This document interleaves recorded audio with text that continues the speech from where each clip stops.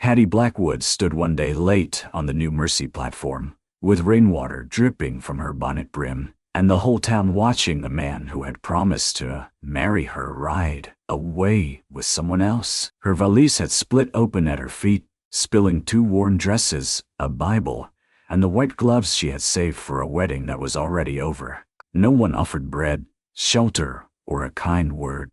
They only stared at the Eastern bride who had crossed half a country and arrived too late to matter. Then a scarred cowboy stepped down from the freight office shadow, his hat low, his voice rough, and said she had not missed anything worth keeping. "Before we begin, leave your country name below and tell me where this western night is reaching you. Subscribe if stories of rejected brides, protective cowboys, and hard-earned love keep you listening."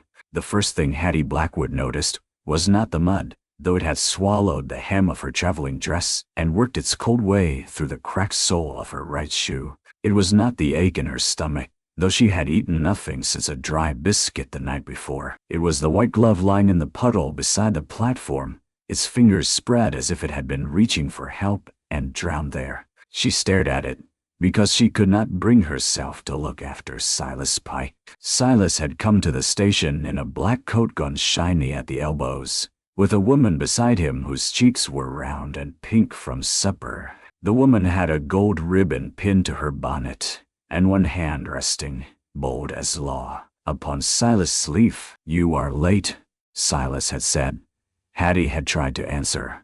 She had tried to explain the washout east of Abilene, the bridge delay, the feverish child in the passenger car, the conductor who would not let anyone down until the track was cleared. She had tried to say his name, though she had only known it from 3 letters, written in a careful hand. But her throat had closed at the sight of the other woman's ring.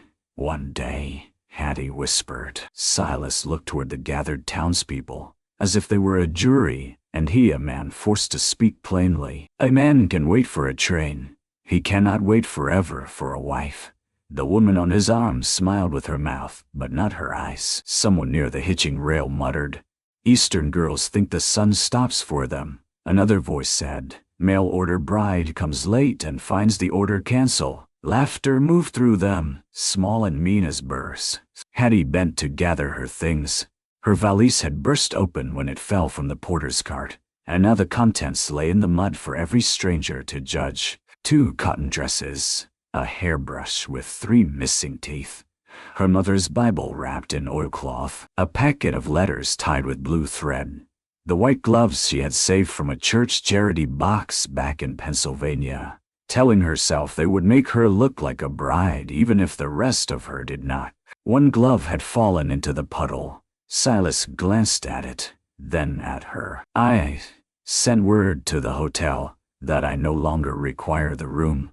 I paid my way as far as New Mercy," she said, each word thin. "I have 6 cents left." "That is unfortunate." The other woman tightened her grip on him. "Come along, Silas. We'll be late for supper." Hattie heard herself ask, "What am I to do?"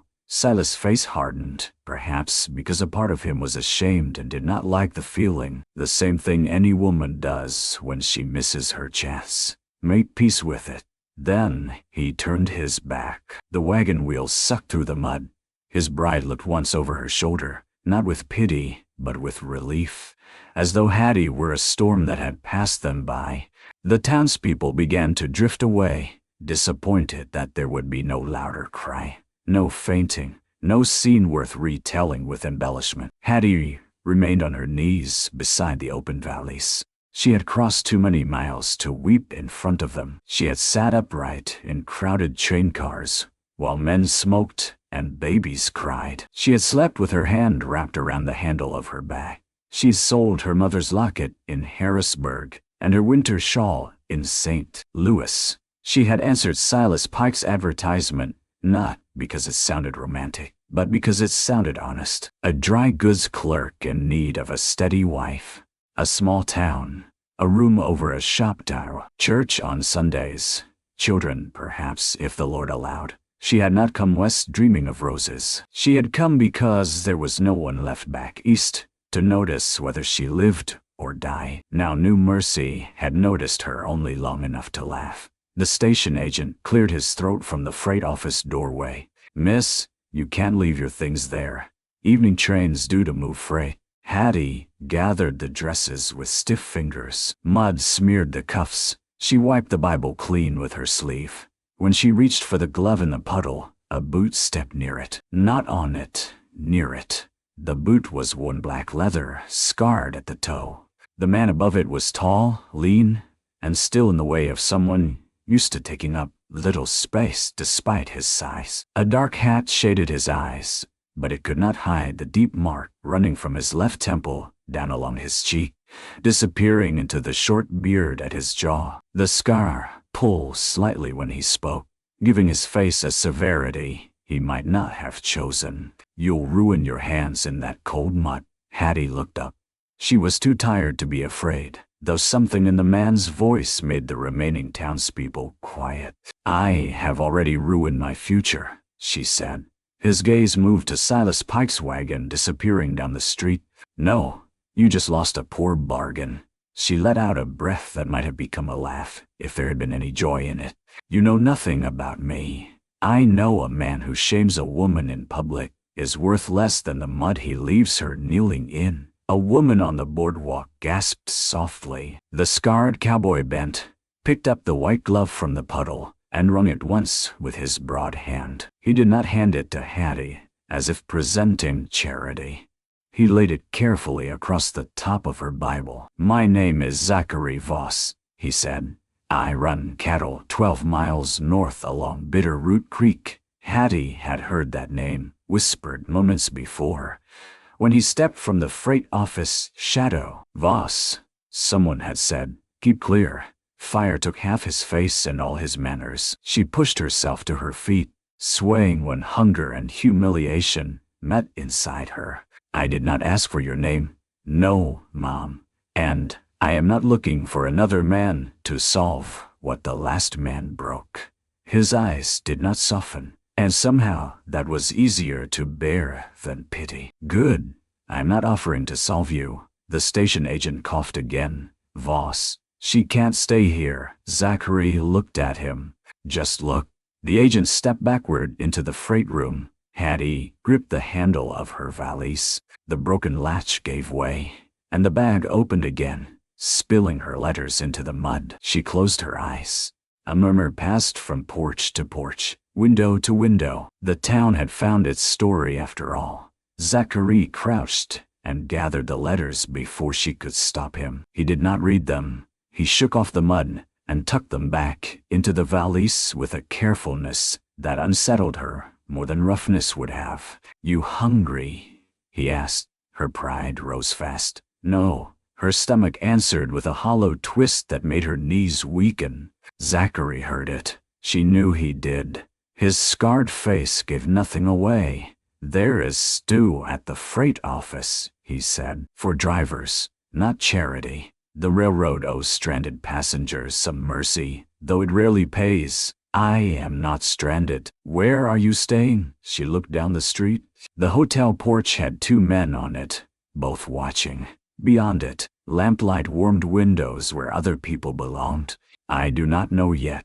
Zachary nodded once, as if she had given an answer full enough. "Then you are not late." "Miss Blackwood." The sound of her name startled her. He must have read it on the tag tied to her valise. Hattie Blackwood, New Mercy, Kansas Territory. Care of Silas Pike. Zachary's voice lowered. "You are right on time to decide what kind of life is yours, instead of letting that man decide it for you." She wanted to believe him. She wanted to slap him. She wanted to sit down before her legs failed. Instead, she lifted her chin. "And what do you gain by saying that?" For the first time, something moved behind his eyes, old and pain. "My bay, I'm tired of watching this town mistake cruelty for good sense." A gust of wind swept rain under the platform roof. Hattie shivered before she could hide it. Zachary removed his coat. She stepped back. "No." He stopped at once, holding the coat in his hands between them, not pressing, not smiling, not wounded by her refusal, only waiting. The restraint undid her. No man had waited all day. Not the conductor, not the station agent, not Silas Pike. The whole country had shoved her from one place to another, and this scarred stranger stood in the rain as if her answer mattered. Hattie took the coat. The weight of it settled around her shoulders, smelling of horse smoke and cold air. It was not fine. It was not clean enough for church, but it was warm. Across the street, Silas Pike's new bride stepped onto the porch of the boarding house and saw Hattie wearing Zachary Voss's coat. Her mouth tightened.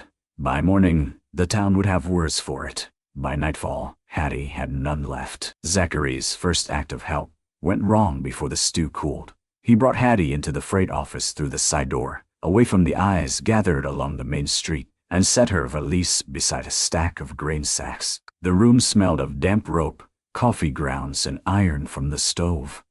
A lantern hung on a nail, throwing yellow light against shipping crates, stenciled with names of towns farther west, places that sounded even lonelier than New Mersey. The station agent's wife, Mrs. Tully, had left a pot of stew for the drivers. Zachary ladled a bowl and placed it on the desk. Hattie stood beside it, hands clasped hard together. "I cannot pay. I did not ask you to. That is the trouble." Zachary looked at the bowl, then at her pale face. "He ate first, quarrel after. I do not quarrel. You look like you might learn if pushed." She stared at him, uncertain whether he had insulted or encouraged her. He took a step back, giving her the space of the room. "I'll stand outside. That is not necessary. As to you." Then he left, closing the door behind him. Hattie sank into the chair. The stew was plain, mostly beans, potato, and a few strings of beef, but the smell rose like mercy. She folded her hands and tried to pray. The words tangled. "Thank you" felt too large for a day that had taken so much. "Help me" felt too small. At last, she whispered, "Do not let me disappear," and lifted the spoon. She ate slowly at first, then faster, shame burning her cheeks even alone. Hunger had a way of stripping dignity down to bone. When the bowl was empty, she wiped it clean with a heel of bread she found beneath a cloth. Outside, men spoke, taking in strays. "Now, Voss." Zachary's answer came low. "Move along," called her. "You buy her off, Pike?" "Heard she was meant to be a bride," I said. "Move." Hattie rose so quickly the chair scraped. She crossed to the door and opened it. 3 men stood under the overhang. One was young and smooth-faced with a gambler's smile. One was gray and thin. The third, broad-shouldered and red-haired, wore a deputy's badge crooked on his vest.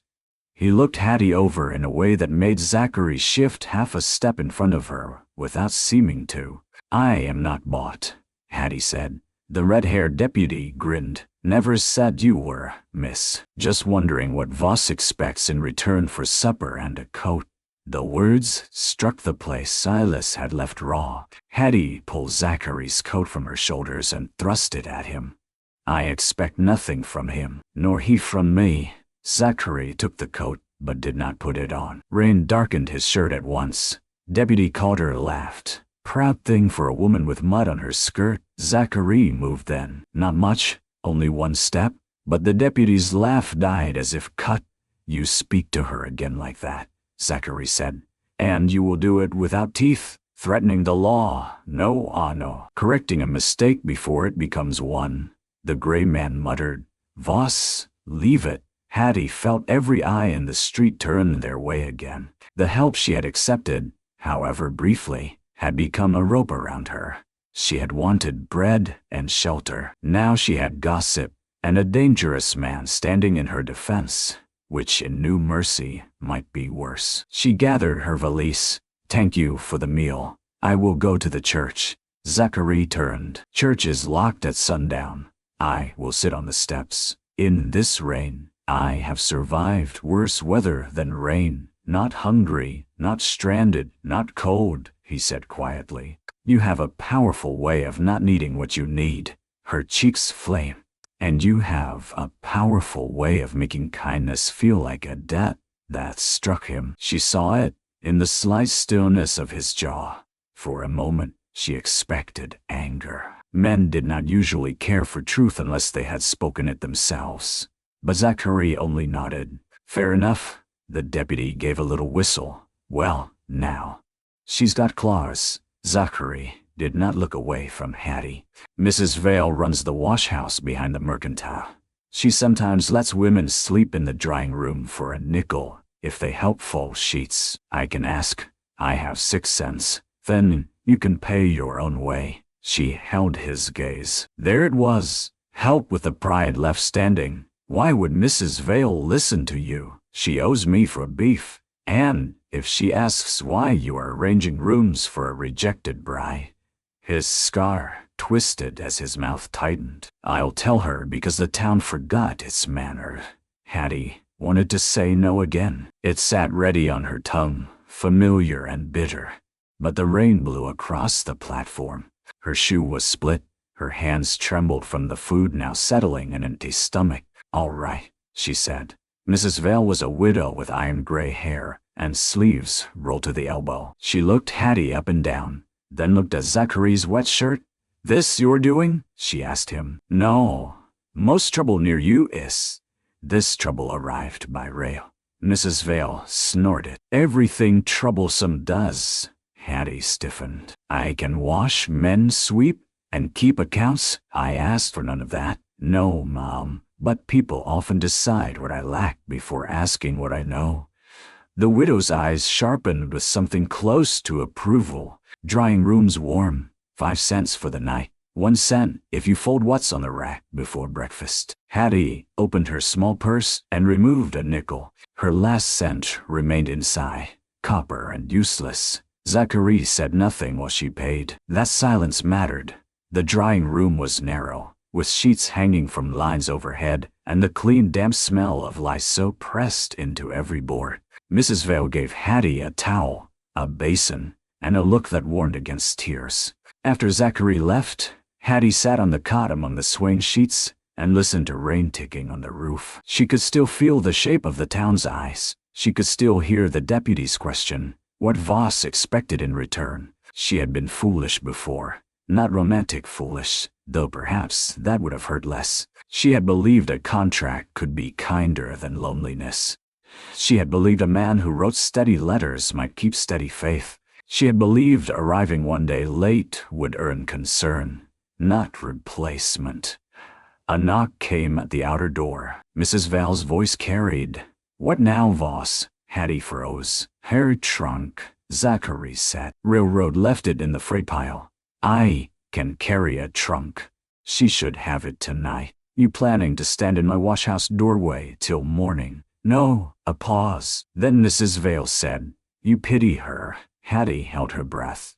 Zachary answered slowly. No, I recognize her. The words settled through the wall and into Hattie's chest. Mrs. Vale let him bring the trunk as far as the drying room door. Hattie opened it only after he stepped back. The trunk was scratched but whole. A tag had been tied to the handle. Hattie Blackwood, New Mercy, care of Silas Pike. Zachary looked at the name, then at her. Want me to cut that off? She had not known the sight of it hurt until he asked. Yes, she said. He took out a small knife and sliced the string. The tag fell into his palm. Burn it, she said. His eyes lifted. Her voice shook, but she did not take it back. Please. Zachary turned toward the stove in the washroom. A moment later, smoke carried the last written claim Silas Pike had upon her. Hattie stood in the doorway, wrapped in a towel, hair damp at her temples, borrowed dignity barely covering her fear. Zachary placed his hat against his chest as if they stood in church. Mrs. Vale says she can use help 2 days. After that, the harvest crews come through and fill every corner, and after that, he did not pretend the world was gentler than it was. After that, you decide. She almost smiled. You say that as if decisions are free. No, just as if they are yours. He left without offering more. And because he left, Hattie trusted him a little. By the third morning, Hattie had folded every sheet in Mrs. Vale's washhouse twice, scrubbed collars for railroad men, mended a tear in the widow's apron, and earned enough bread to stop feeling faint when she stood. She had also learned that New Mercy knew how to speak softly and cut deeply. At the mercantile, women stopped talking when she entered.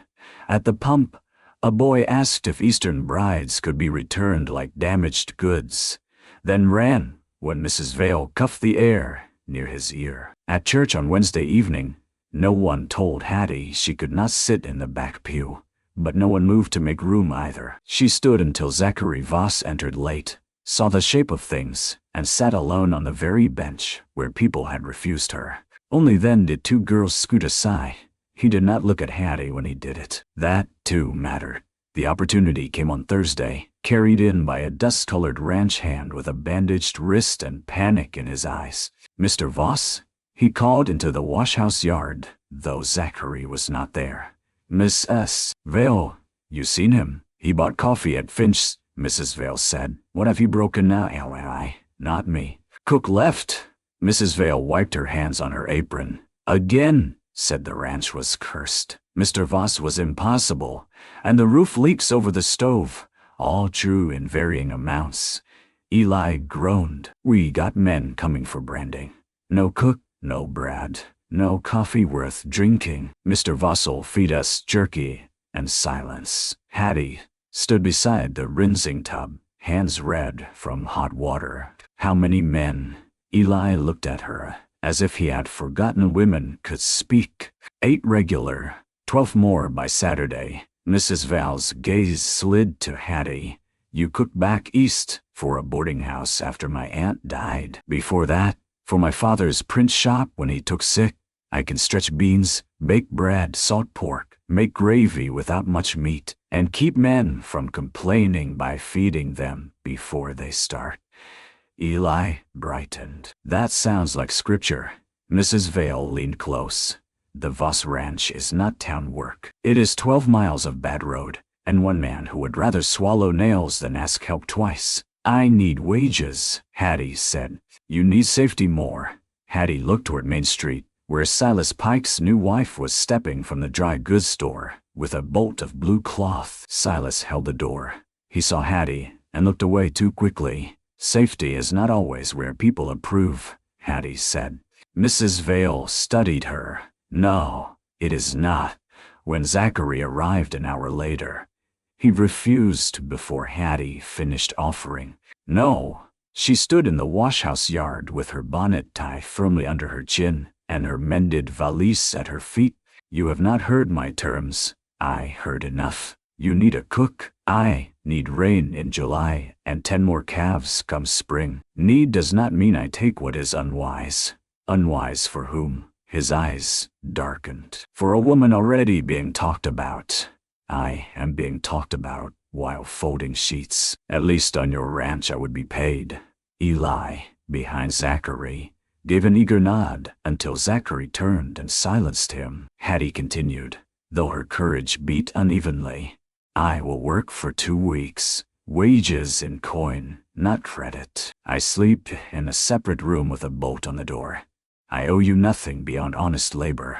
If any man speaks to me as Deputy Calder did, he leaves the table hungry," Eli whispered. "That seems fair." Zachary did not smile. "My house has a spare room. Bolt sticks, but it holds. Wages are $1 a week, more if branding runs long. You ride in the wagon, not behind me on horseback. And if town talk follows you there, I won't be able to stop all of it. No one has stopped it here." The wind lifted the edge of Zachary's hat. Sun showed the full reach of his scar. It was not merely a line, but a healed burn crossing his temple and cheek, dipping beneath his collar. Hattie forced herself not to look away, not because the scar was hard to see, but because she knew the pain of being watched as a story instead of a person. Zachary noticed.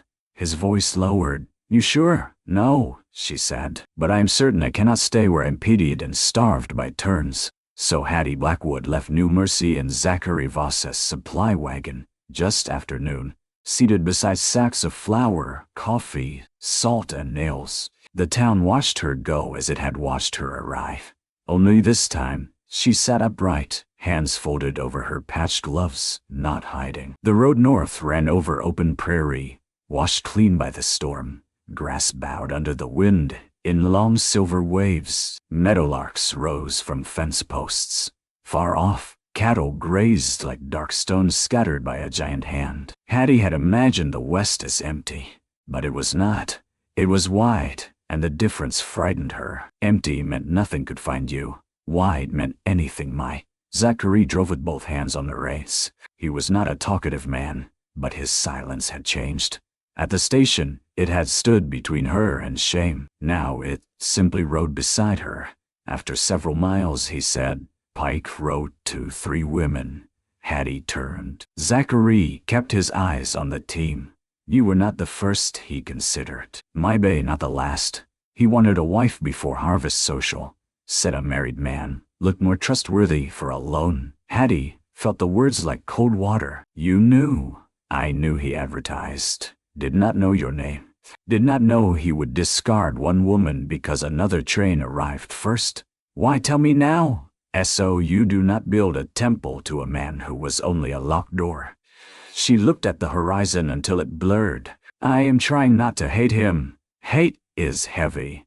So is humiliation." He nodded once. "That is true."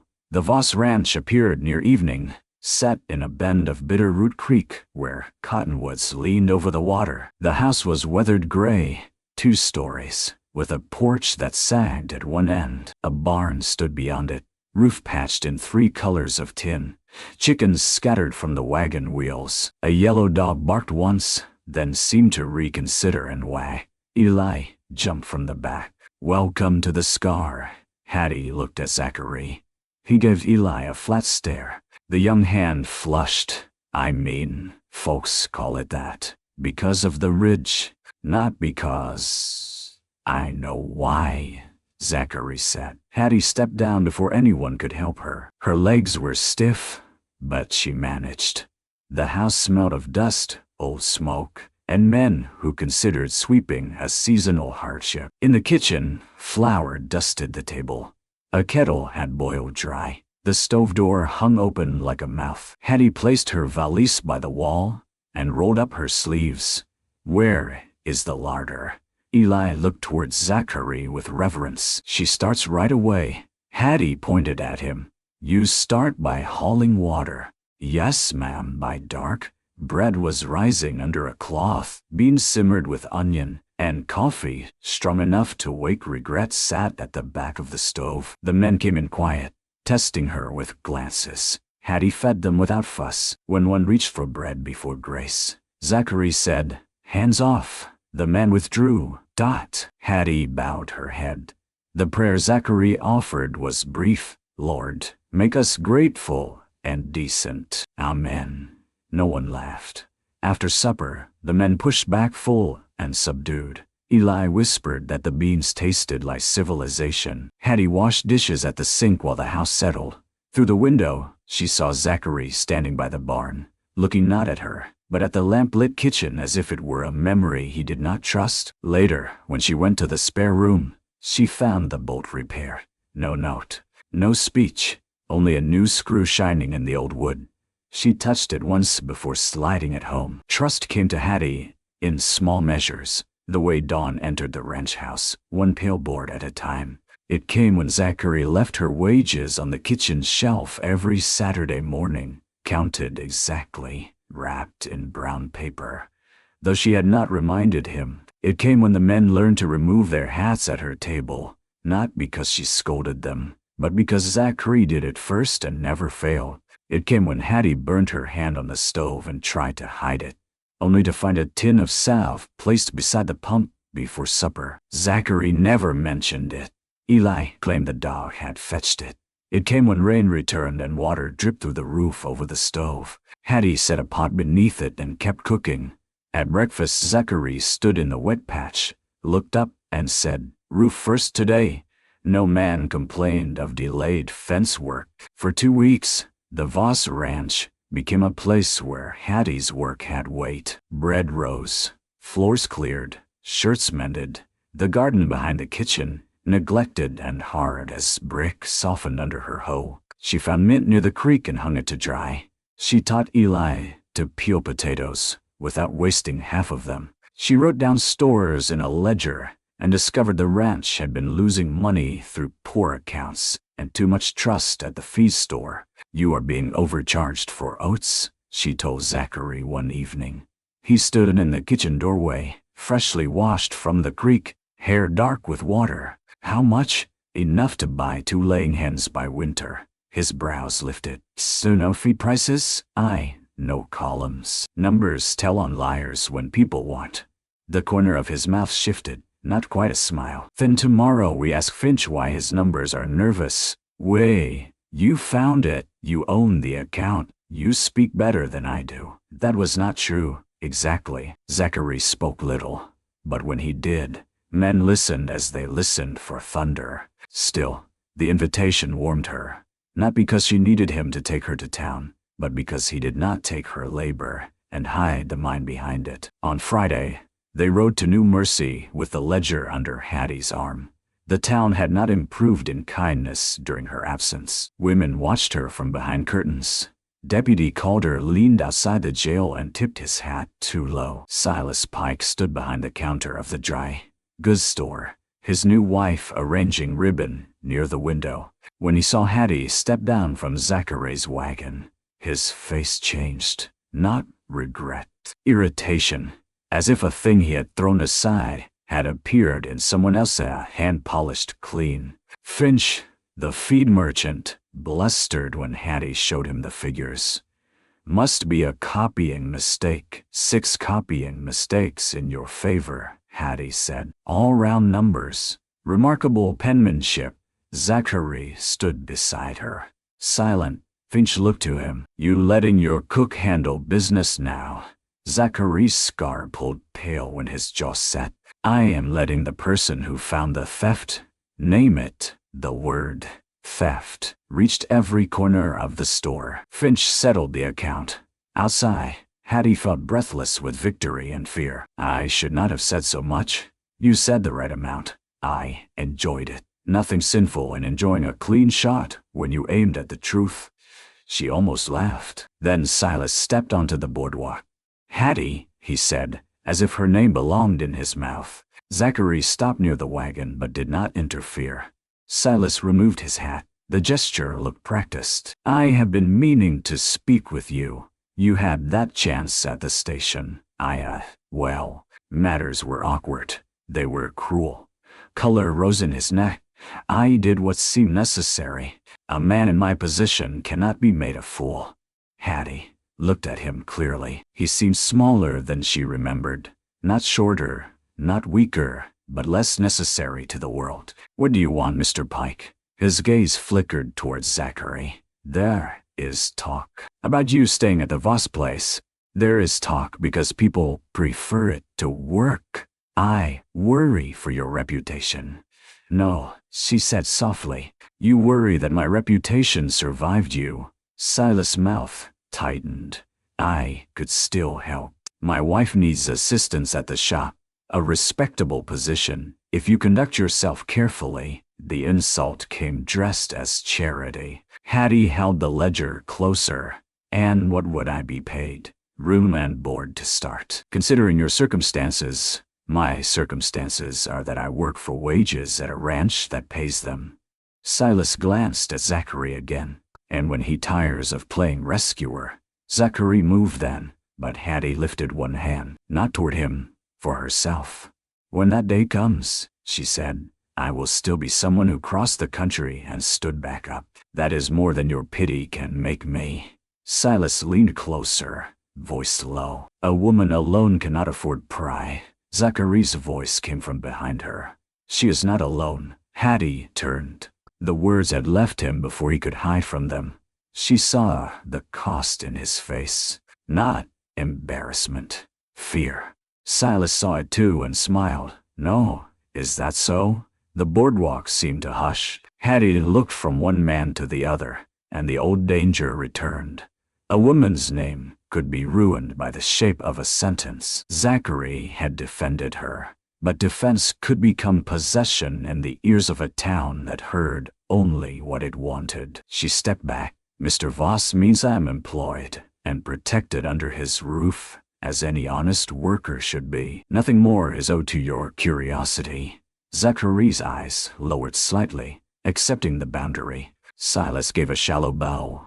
Of course, forgive my concern. Hattie climbed into the wagon with shaking hands. They drove half a mile before Zachary spoke.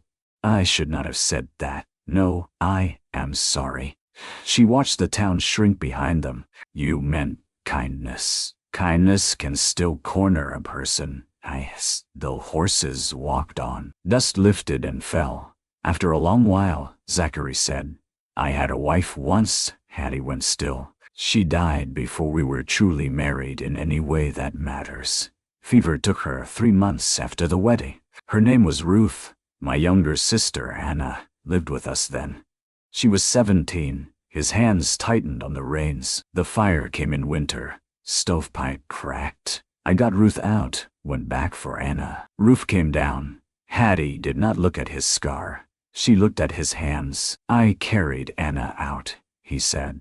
She lived 2 days, told me not to become a ghost before she left. I did not listen.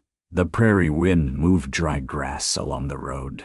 People see this face, he continued, and decide the story is fire. It is not. The story is that I was not fast enough. Hattie's throat ached. You went back, not fast enough. There are some griefs no truth can loosen, she said. He glanced at her. My father died owing money. She continued. I sold his press, his books, nearly everything. People said he was careless. They did not know how many widows he printed notices for, without charge. How many runaway apprentices he fed. Debt became his whole story after death. I hated them for making him smaller. Zachary's eyes returned to the road. Did he know you loved him? Yes. Then let that be larger. She closed her eyes against sudden tears. When they reached the ranch, the men were bringing cattle down from the north pasture ahead of a storm. Hattie went inside to start supper, grateful for work. But the house felt different. Not safer exactly, and not more dangerous. Truer. That night, thunder walked around the hills. Hattie could not sleep.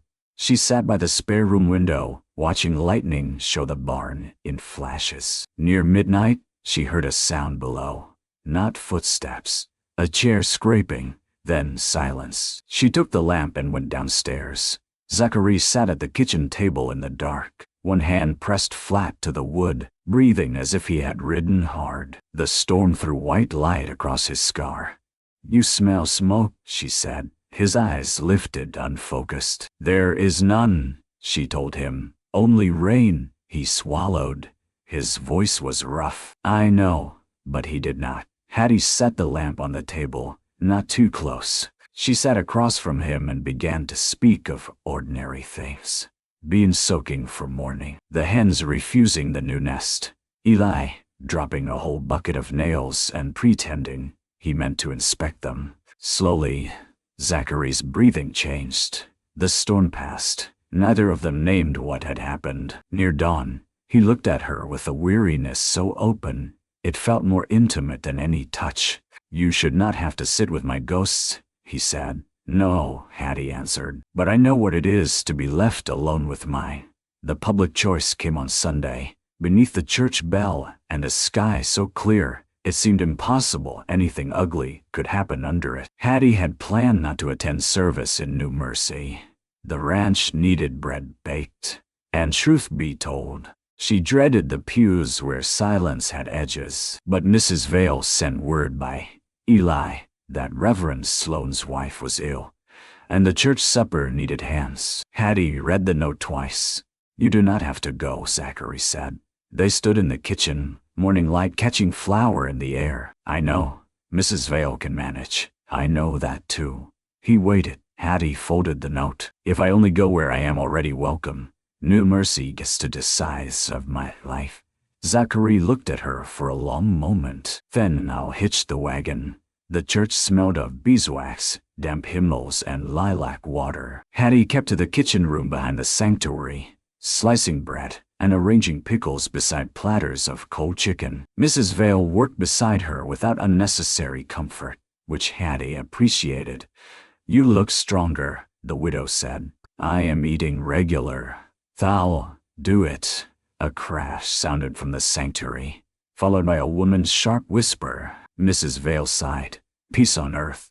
If women would stop moving flower vases." Hattie smiled despite herself. After service, the congregation filed into the yard, where tables had been set under cottonwoods. Zachary stood near the fence with the other ranchmen, hat in hand, uncomfortable in his clean shirt. Children ran between skirts. For a brief half-hour, no one challenged Hattie's right to pour coffee. Then Silas Pike arrived, with his wife, Clara, wearing the blue cloth Hattie had seen in town. Clara Pike looked unhappy in a way fine fabric could not hide. Silas looked determined. Deputy Calder came behind them. Hattie felt Mrs. Vale stiffen. Reverend Sloane, thin and kind-eyed, welcomed them. Silas accepted the greeting loudly, then turned toward the tables. "I hope there is enough for all," he said, "even those who are only temporarily among us."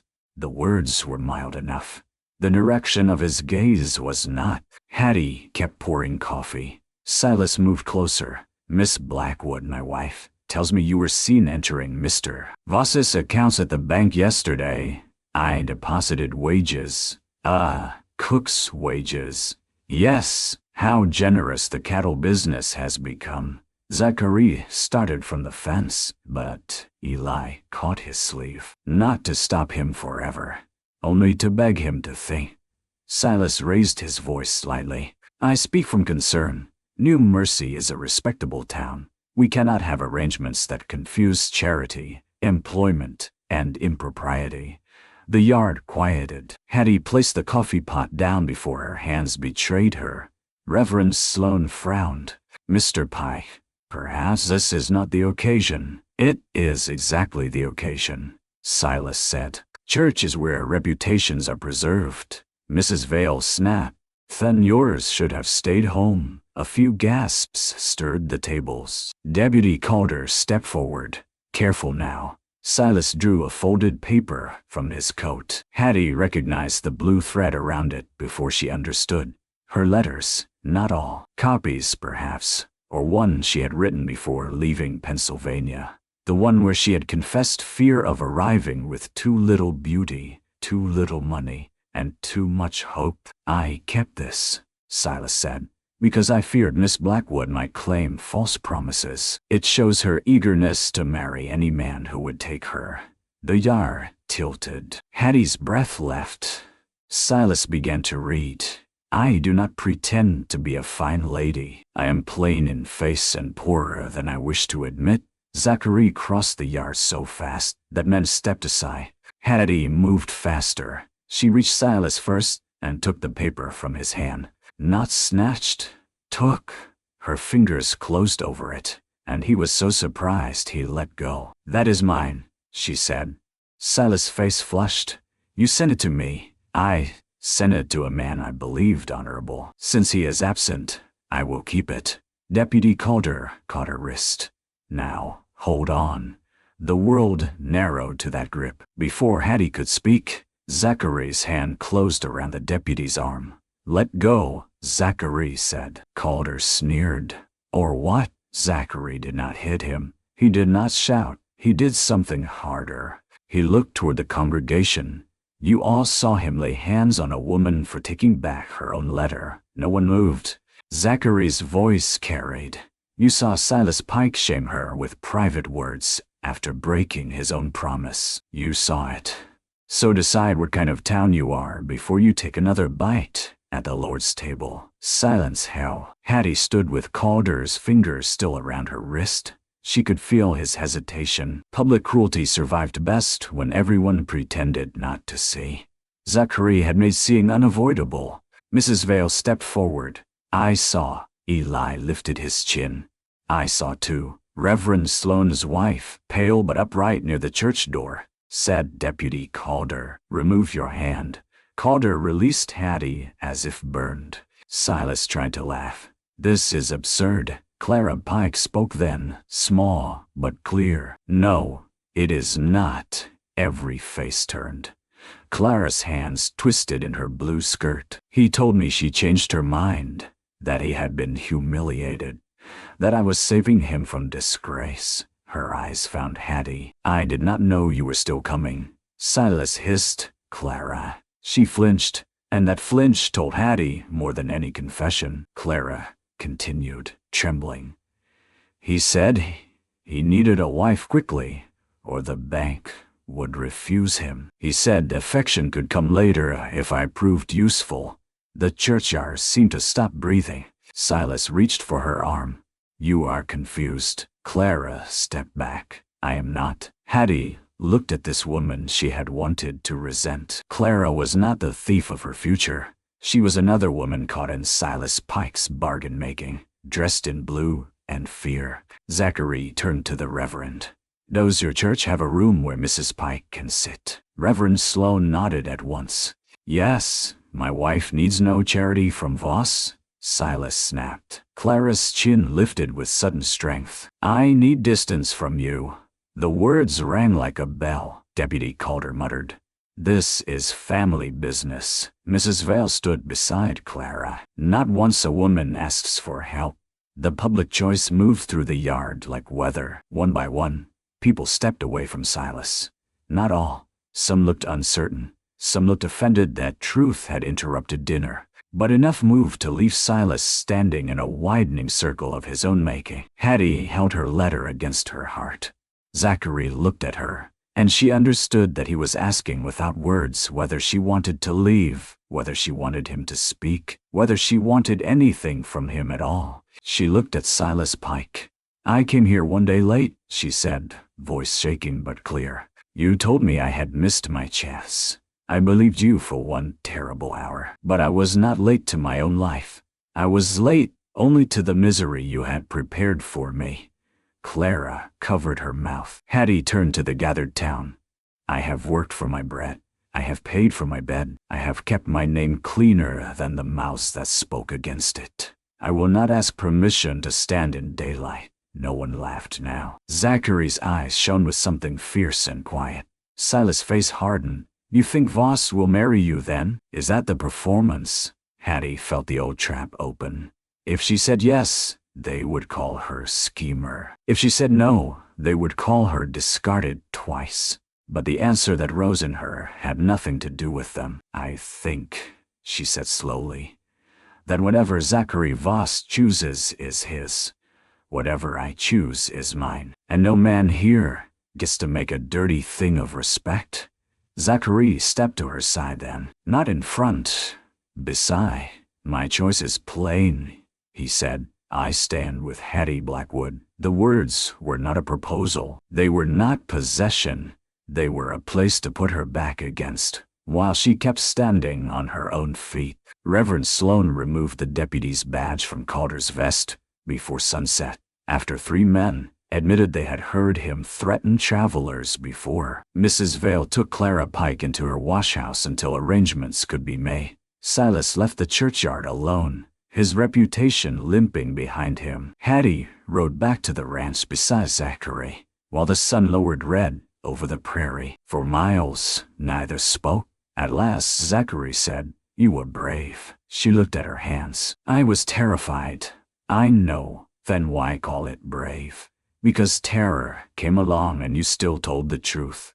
The wagon wheels creaked. The dog came running to meet them when the ranch appeared, barking as if announcing victory. At the porch, Hattie paused. "When you said you stood with me," Zachary's face tightened, "I meant no claim. I know I would never make you feel trapped here. I know that too." He looked away toward the barn. "But I should say the rest honest. I have come to care whether you stay, not because I am lonely, though I am, not because the house runs better, though it does, because when you are in a room, I feel less like a man surviving punishment and more like a man who might be asked to live." Hattie's breath caught. He kept his hands at his sides. "You owe me no answer, no comfort, no future. I only wanted one truth between us that town cannot twist first. The evening wind lifted a strand of her hair across her cheek. I have come to care too, she said. His eyes returned to hers. But caring frightens me, she continued. I crossed the country because a man's letter promised safety. I cannot build my life on another man's promise so soon. Then build it on your own, Zachary said. If I am ever part of it, let me be a beam you choose, not a wall around you. Tears filled her eyes then, not from shame, but from the ache of being understood. She nodded. He nodded back. And for that night, it was enough. Winter did not come all at once to Bitterroot Creek. It sent warnings first. Frost silvered the grass before dawn. The hens complained at the cold. Cattle grew shaggy along the fence line. Hattie learned to bank the stove at night and make soup from bones that would once have seemed useless. Zachary patched the roof properly before the first snow, and when rain came afterward, not a single drop fell over the kitchen. Hattie stayed past 2 weeks. Then past harvest, then past the first hard freeze. No one called it permanent, not at first. She moved from cook to bookkeeper to something the ranch hands could not name but obeyed. She ordered stores, managed wages, planted late turnips, wrote letters for Eli to send his mother, and turned the spare room into a place with curtains made from flour sacking and a blue quilt Mrs. Vale insisted she take. Her wages remained wrapped on the shelf every Saturday. After a month, Zachary added more. You are overpaying me, she said. No figures. S.O. do I. She unfolded the paper and found not only money, but a share of the savings from the corrected feed account. That is ranch profit, she said. That is profit you found. She tried to return it. He would not take it. Do not make me charity in reverse, he said. That stopped her, then made her laugh softly. Zachary looked startled by the sound, and then pleased in a way he tried poorly to hide. New Mercy changed slower than weathered wood, but it changed. Mrs. Vale took Clara Pike into the washhouse first, then helped her secure work sewing for families who suddenly discovered they needed hems repaired and curtains made. Silas Pike's loan failed after Finch admitted, under pressure, that Silas had borrowed against promises he could not meet. Deputy Calder left town before the new marshal arrived. Reverend Sloane preached one Sunday on the difference between reputation and righteousness, and half the congregation looked at their shoes. Some apologies came. The station agent's wife sent Hattie a jar of peach preserves with a note that said, I should have opened the waiting room. Hattie read it twice, then placed the jar on the supper table. We will eat this with biscuits, Eli said. Is it forgiveness preserves? It is peach preserves. Does that mean no? It means eat before I change my mind. Mrs. Vale apologized in her own fashion by arriving at the ranch with 2 laying hens and telling Hattie not to let Zachary name them, because men who lived alone gave animals depressing names like Trouble and Stew. Clara's apology came on a cold afternoon in November. She rode out in Mrs. Vale's wagon, hands tucked into a brown muff, face thinner but eyes steadier. Hattie met her by the porch. I should have asked more questions, Clara said. At the station. Before all of it. So should I. That does not excuse me. No, Hattie said gently. But it lets us stand in the same human weather. Clara's eyes filled. I envied you. Hattie almost laughed, not from mockery, but astonishment. May, you were humiliated, and still you looked like yourself. I was chosen and felt like a receipt. The words settled between them. Hattie took Clara inside. They drank coffee at the kitchen table while snow began to fall, and by the time Clara left, something like peace had taken root where resentment might have grown. Zachary's healing was quieter. He still woke some nights with smoke in his memory. Hattie still found him at the kitchen table, hand pressed to old wood, but now he sometimes spoke before the ghosts filled the room. Anna liked peppermint, he told Hattie one night near Christmas. used to steal sticks from the mercantile jar and claim they followed her home. Another night, he said, Ruth sang when she needed bread. Badly, boldly, Hattie listened. She did not try to mend grief as if it were a shirt. She only gave it room to unfold without burning the house down. In return, Zachary gave her room to become more than rescued. He taught her to ride the gentle bay mare without holding the reins for her unless she asked. He showed her how to read weather in cattle and clouds. When a peddler tried to charge her double for lamp oil, Zachary stood 20 feet away and let Hattie skin the man with arithmetic. When she won, he tipped his hat to her like she had roped a steer. By spring, the garden behind the house turned green. Hattie planted beans, onions, and lavender. Zachary built a proper gate for it, then carved a small blackwood leaf into the top rail without comment. She found it at sunset. You made a mark for me, she said. He leaned against the fence, hat in hand. Seemed right. I have no claim on this land. No, she ran her fingers over the carved leaf. Do you want me to? His throat moved. I want you free to leave, he said, and free to stay. I want both so bad I hardly know how to stand here. Hattie turned to him. The scar on his face looked different in spring light. Not smaller, not gone, only no longer the first thing her heart saw. I used to think being wanted was safety, she said. Silas wanted a wife. My aunt wanted help. The boarding house wanted cheap hands. Wanting can be hunger in another person. Zachary listened as if each word mattered. But being chosen, she continued, and choosing back, that is different. He took one careful breath. Hattie Blackwood, I love you, not for the bread, though the bread is a powerful argument. Not because you made this house warm, though you did. I love you because you walked into the ruins of what people said about you and refused to live there. I love your mind, your courage, your stubborn pride, and the softness you guard like the last match in winter. Tears slipped down her cheeks. He did not reach to wipe them away. He had learned her well enough to wait. I love you too, Zachary Voss, she said. Not because you saved me at the station, because you stopped saving me long enough to know me, because you stood beside me, not over me, because your grief did not make you cruel, though it tried. He gave a broken little breath, almost pain, almost joy. I have no fine ring, he said. I have no white gloves worth wearing. His eyes warmed. One of them survived. Hattie laughed through tears. Yeah, has a mud stain shaped like Kansas. I like Kansas. So do I. Now, he stepped closer. Will you marry me when you are ready? In whatever manner makes you feel unafraid. No one is unafraid. No, he said. I suppose not. She held out her hand. Then ask me in a manner that makes me feel brave. Zachary took her hand with such care that the whole wide prairie seemed to grow still around them. Will you marry me, Hattie Blackwood, and build a life here by choice, with your own name honored, your work valued, and your leaving never held hostage against your staying? Yes, she whispered. And I will marry you, Zachary Voss, with your past welcome at our table, but no longer sitting at the head of it.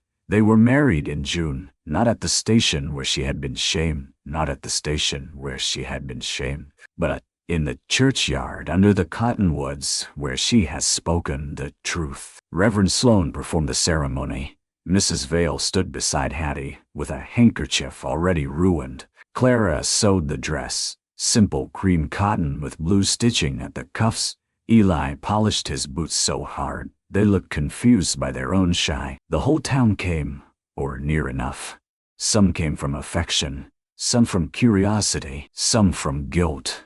Hattie let them come. A peaceful life did not require pretending the past had been harmless. It required deciding the past would not be the only witness.